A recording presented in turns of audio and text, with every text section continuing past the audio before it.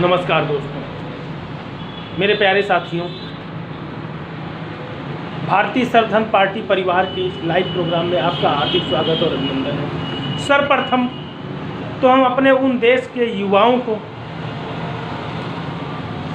धन्यवाद देना चाहते हैं, बहुत बहुत बधाई देना चाहते हैं, जिनके कंधों पर देश की बागडोर है। किसी भी देश का विकास तय करना उस देश के युवाओं की जिम्मेदारी होती है। और आज राष्ट्रीय युवा दिवस भी है। इस अवसर पर देश के सभी युवाओं को हार्दिक शुभकामनाएं।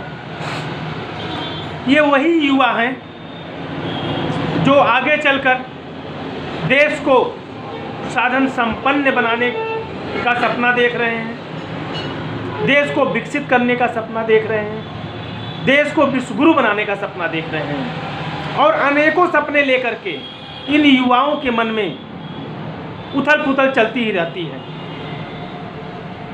दोस्तों। किंतु अफसोस, हमारी संवेदनहीन सरकारों के कारण, उनकी निस्वार्थ भाव की देशभक्ति न होने के कारण हमारा यही युवा आज सबसे ज़्यादा उपेक्षा का शिकार हो रहा है, बेरोजगारी का शिकार हो रहा है, महंगाई का शिकार हो रहा है। अपने भविष्य से होते खिलवाड़ को देख करके भी वह हाथ पर हाथ रखकर बैठने को बेबस हैं। क्योंकि जिस प्रकार हमारे देश की राजनीतिक पार्टियां, हमारे देश के राजनेता, हमारे देश की सत्ताधारी पार्टी युवाओं की अनदेखी कर रही है, उनका उपयोग तो कर रही है वोट बैंक के रूप में, लेकिन जब उन्हें अपने पैरों पर खड़ा होने के लिए देश की बागडोर को संभालने की बात आती है तो युवाओं की अनदेखी की जाती है। आज राष्ट्रीय युवा दिवस के शुभ अवसर पर मैं अपने उस सभी युवाओं का आह्वान करना चाहता हूं। जैसा कि हम सभी जान रहे हैं, हमारा भारत वर्ष इस समय विश्व में सबसे युवा देशों की श्रेणी में है। तो हम सब भारतीय सर्वधर्म पार्टी परिवार ऐसे युवाओं का आह्वान करती है जिसका सपना ही है कि युवा आगे आए और केवल नौकरी तक ही सीमित न रहे, वह हिंदुस्तान की राजनीति में अपना एक मुकाम स्थापित करें, अपनी राजनीति की जिम्मेदारी को संभाल करके वह देश के कानून के निर्माता बन करके आने वाली पीढ़ी के भविष्य के उज्जवल भविष्य की कामना हेतु एक नए अध्याय का आगाज करें। दोस्तों, हम अपने उन युवाओं को उदाहरण स्वरूप कुछ दिखाना चाहते हैं, बताना चाहते हैं। आप देख रहे हैं, हमारे उत्तर प्रदेश के साथ साथ अन्य 4 राज्यों में चुनाव होने हैं जिनकी अधिसूचना जारी हो गई है। तो मैं उन युवाओं का ध्यान इस पर आकर्षित कराना चाह रहा हूं। आप देख रहे हैं किस प्रकार यह राजनेता अपनी स्वार्थ की राजनीतिक रोटियां सेकने के लिए आपको किस प्रकार गुमराह करते हैं, और यह राजनीतिक पार्टियां भी उन्हीं का साथ देकर आपको गुमराह करके वो अपना वोट बैंक सीधा करती है। आप देख रहे हैं किस प्रकार आज जब से अधिसूचना जारी हुई है, नेताओं का एक पार्टी छोड़कर दूसरे पार्टी में जाने का जो सिलसिला चला है वह लगातार निरंतर बढ़ता ही जा रहा है। और यह तब तक होता रहेगा जब तक कोई अन्य पार्टी उन्हें टिकट नहीं दे देगी। और यही सभी पार्टियों का क्रिया चरित्र है। दोस्तों, जब वो सत्ता में होते हैं, जब पार्टी के विधायक होते हैं, तो आखिर पार्टी क्यों नहीं उन पर सख्ती करती है कि वह जनता के जो वादे करके जनप्रतिनिधि बने हैं उन वादों को 100% पूरा करें। लेकिन नहीं करते हैं। ऐसे कोई भी राजनेता, कोई भी विधायक, कोई भी सांसद, कोई भी मंत्री, कोई भी मुख्यमंत्री, वह सिर्फ अपनी राजनीतिक रोटियां सेक करके अपनी पार्टी को सत्तानशी करते हैं और अपने पराये की राजनीति में मग्न हो जाते हैं।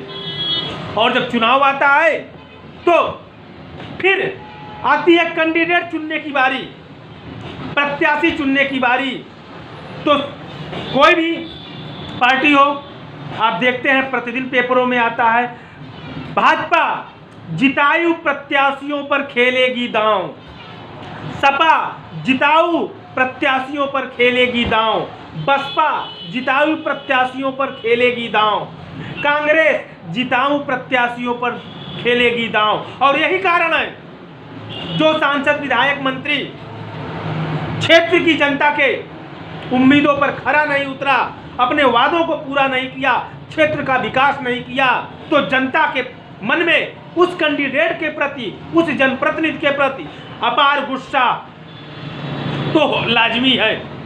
और यह पार्टी भांप लेती है और यह जानती ही है कि हमारे इस कैंडिडेट ने, क्षेत्र के विधायक ने अपने क्षेत्र में नाम मात्र का भी काम नहीं किया है।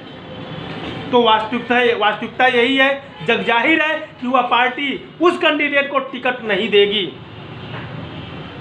तो वह कैंडिडेट भी समझता है कि मैंने काम नहीं किया, मेरी छवि अपने क्षेत्र में सही नहीं है, हमारे सितारे गर्दिश में हैं और जनता के पास जाएंगे तो जूते खाएंगे अलग से, क्योंकि लोकतंत्र में जनता ही सर्वोपरि है। तो वह अपने स्वार्थ के लिए दूसरी पार्टी का दामन थामने को लाचार होते हैं। मैं उदाहरण स्वामी प्रसाद मौर्य का देना चाहता हूं। बसपा छोड़ी, 2016 में भाजपा का दामन थामा, 2017 से 2022 तक उत्तर प्रदेश सरकार में कैबिनेट मंत्री रहे, अर्थात मलाई दार पद पर रहते हुए अपना वोट बैंक की तो बात ही छोड़िए, अपना खजाना, बैंक बैलेंस 1500 गुना बढ़ा लिया, अपनी बेटी को बदायूं से सांसद बना दिया भाजपा के टिकट पर। और अब जब उन्हें लगा कि मैं क्षेत्र में काम नहीं कर रहा हूं, तो टिकट मिलना हमें मुश्किल है, नहीं नामुमकिन है, मुझे पुनः टिकट भाजपा नहीं जारी करेगी। तो अपने स्वार्थ हित में इनके द्वारा सपा का दामन थामा गया। और ये केवल भाजपा की बात नहीं है, जो भी दल सपा से भाजपा में आ रहे हैं, भाजपा से कांग्रेस में जा रहे हैं, कांग्रेस में बसपा में जा रहे हैं, बसपा से फिर वापस भाजपा में आ रहे हैं, इन सभी का सिर्फ एक ही मकसद होता है, अपनी स्वार्थ की राजनीतिक रोटियां सेकना। तो इस प्रकरण पर मैं अपने देश के युवाओं का ध्यान आकर्षित कराना चाहूंगा कि ऐसे स्वार्थी राजनेताओं को, ऐसी स्वार्थी पार्टियों से यह पूछिए कि आखिर क्यों सत्ता में रहते हुए आपने अपने इन प्रत्याशियों पर जनता के हित में, क्षेत्र के विकास के लिए, राज्य के विकास के लिए, देश के विकास के लिए दबाव क्यों नहीं बनाया। मेरे दोस्तों, इसलिए नहीं बनाया, इसका जवाब भी मैं देना चाहूंगा, क्योंकि जो विधायक 5 करोड़ दे करके पार्टी का टिकट लेता है, मैंने अपने कई वीडियो में बताया है कि 1.5 करोड़ रुपए सालाना विधायक निधि और लगभग 2,45,000 रुपए वेतन इन विधायकों को जो मिलता है, और 7.5 करोड़ रुपए 5 सालों में विकास के निधि पर, तो पहले अपना वो 5 करोड़ रुपए 500 करोड़ रुपए उन्हें बनाना है। और अगर वो पहले विकास करेंगे तो 7.5 करोड़ रुपए में क्या विकास करेंगे, क्योंकि उन्हें पहले अपनी पूंजी को 100 गुना 200 गुना करना है, तब विकास कहां से होगा। क्योंकि दिखावे का जो 7.5 करोड़ होता है, उसमें भी केवल 10% विकास पे खर्च होता है, बाकी अपने बैंक बैलेंस में चले जाते हैं। तो ये राजनीतिक पार्टियां उनसे क्यों नहीं पूछती हैं कि आपने क्षेत्र का विकास क्यों नहीं किया, जनता के उम्मीदों पर खरा क्यों नहीं उतरे, क्योंकि उन्हें भी मालूम है जब मैं टिकट के 5 करोड़ लिया हूं तो इनसे सवाल कैसे कर सकता हूं। इनसे हर साल पार्टी फंड में करोड़ों रुपए जब मैं जमा कराता हूं तो इनसे सवाल कैसे कर सकता हूं कि वो क्षेत्र की जनता की उम्मीदों पर खरा उतरे, क्षेत्र का विकास करें। और यह सभी पार्टियों की रणनीति है ये मेरे दोस्तों। उन्हें मालूम है भाजपा नहीं तो सपा, सपा नहीं तो बसपा, बसपा नहीं तो कांग्रेस, किसी से भी तो टिकट तो मिलेगा, जब टिकट पैसे के दम पे ही लेना है। मेरे दोस्तों, आप अपने क्षेत्र के माली हालात पर ध्यान देने के बाद इस 2022 का जनाधार तय करिएगा। मेरे दोस्तों, 2022 की सरकार को तय करिएगा कि ये जो सरकारें हैं, जो एक बार नहीं कई बार ये पार्टियां आपके प्रदेश में सरकार बना चुकी हैं, इन्होंने देश के लिए किया क्या। तो राष्ट्रीय युवा दिवस के अवसर पर भारतीय सर्वधर्म पार्टी परिवार, जिसका सपना ही है कि देश के युवाओं को निःशुल्क शिक्षा, निःशुल्क चिकित्सा, समय से न्याय और रोजगार गारंटी योजना को गारंटी के साथ दिलाना, और इसी अपने उद्देश्य को लेकर के भारतीय सर्वधर्म पार्टी का उदय हुआ है। और भारतीय सर्वधर्म पार्टी परिवार ऐसे युवाओं को इस राष्ट्रीय युवा दिवस के अवसर पर आह्वान करती है कि आप आए और इस देश के कानून के निर्माता बन करके, भाग्य विधाता बन करके अपनी आने वाली पीढ़ी के भविष्य को उज्जवल बनाने के लिए मुफ्त शिक्षा और मुफ्त चिकित्सा जैसा वरदान दें, उपहार दें, जिससे हमारे देश का बच्चा शिक्षित हो, हमारा देश विकसित हो, हमारा देश विश्वगुरु बने। मेरे दोस्तों, और यह तभी संभव होगा जब हमारे युवाओं के प्रेरणा स्रोत स्वामी विवेकानंद जी महाराज ने जो कहा था, उठो जागो प्रयत्न करो और तब तक न रुको जब तक कि मंजिल आपको न मिल जाए। तो उनके पद चिन्हों पर चलते हुए, उनकी प्रेरणा को लेते हुए हमें अपनी जिम्मेदारियों के प्रति निस्वार्थ भाव से देश की सेवा में लग जाना चाहिए। मेरे दोस्तों, कोई भी राजनीतिक पार्टी आप युवाओं को टिकट नहीं देगी, क्योंकि आप युवा तो बेरोजगार हैं, आपके पास पैसे नहीं है, आप टिकट के करोड़, 2 करोड़, 5 करोड़ कहां से देंगे। आपके कंधे पर आपके परिवार की जिम्मेदारियां हैं, आपके माता पिता जो कर्ज लेकर के अपनी पुश्तैनी जमीन को बेच करके आपको शिक्षा दिलाए हैं, उनको उस कर्ज को चुकाने की जिम्मेदारी आपकी है।